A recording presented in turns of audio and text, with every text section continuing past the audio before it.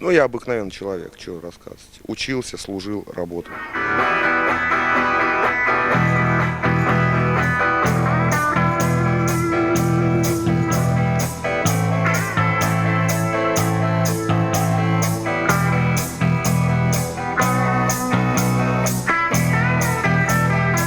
После сразу резкий концертная деятельность.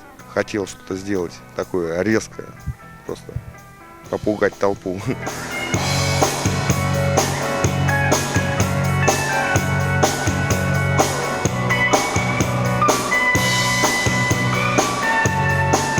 Думаю, сегодня дадим Гарри хороший.